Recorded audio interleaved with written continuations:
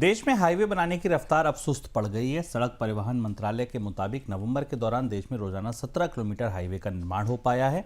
ये एक दशक का सबसे कम आंकड़ा है, सबसे धीमी रफ्तार है। वित्त वर्ष 2021 सबसे अच्छा था, जब 36 किलोमीटर से ज़्यादा का राजमार्ग रोजाना होता था। अब तक का रिकॉर्ड भी वही था। सर, ये सुस्ती क्यों आई? सुस्ती की कई वजह हैं।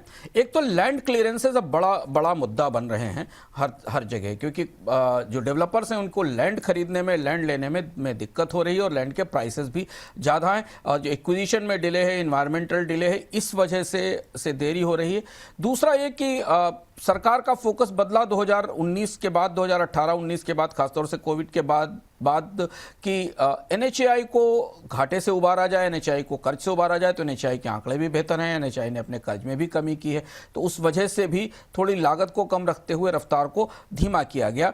और तीसरी और बड़ी बात यह है कि कहीं ना कहीं भीतर निवेशकों के बीच में, खासतौर से वो जो निवेशक जो सड़कों में निवेश करते हैं या जो इन्विट के जरिए सड़कें खरीदते हैं, उनके बीच अब एक सवाल उठ रहा है। और शायद अगले साल के जो ट्रेंड, जब हम जिन पर चर्चा करेंगे अगले हफ्ते के शो में, तो अगले साल में रोड सेक्टर का सबसे बड़ा ट्रेंड ये होगा कि क्या रोड्स का जो हाईवेज और एक्सप्रेसवे बने हैं उनका पर्याप्त यूटिलाइजेशन हो रहा है कि नहीं हो रहा है। क्या हम हाईवेज की उस कैपेसिटी में पहुँच गए हैं जहां उस पर चलने वाले कम है और हाईवे ज़्यादा बढ़े हैं।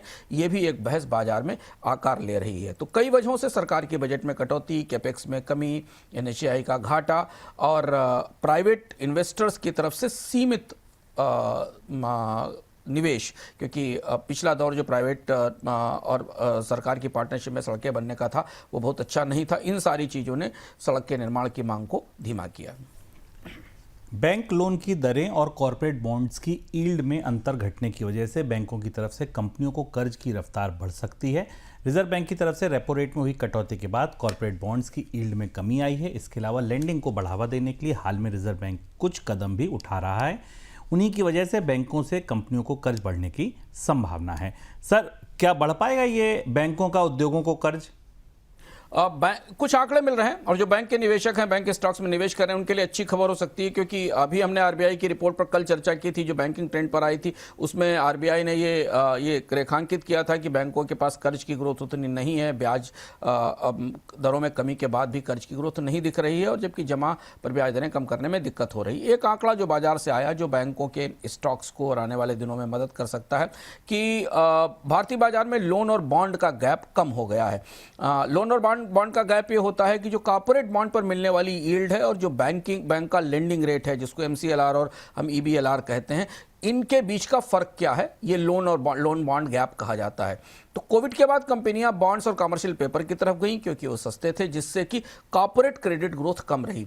भारतीय बैंकों की बड़ी चुनौती, शुभम, ये है पिछले 5-6 सालों से कि कॉर्पोरेट उनसे लोन लेने को तैयार नहीं है। कॉर्पोरेट अन्य तरीकों से बाजार से लोन ले रहे हैं, बॉन्ड के जरिए या फिर ECB ला रहे हैं, और जो लोन बैंक बांट रहे हैं वो अनसिक्योर्ड हैं, रिटेल हैं, जिनमें टिकट साइज छोटा है और जोखिम ज़्यादा है। तो अब जो 2025 खत्म होते होते एक बड़ा बदलाव बाजार में ये हुआ कि जो टॉप बैंक रेट है, जो AAA और AA रेटेड बॉन्ड की यील्ड है, उनका स्प्रेड जो है वो ऐतिहासिक औसत के करीब आ गया है, काफ़ी नीचे है।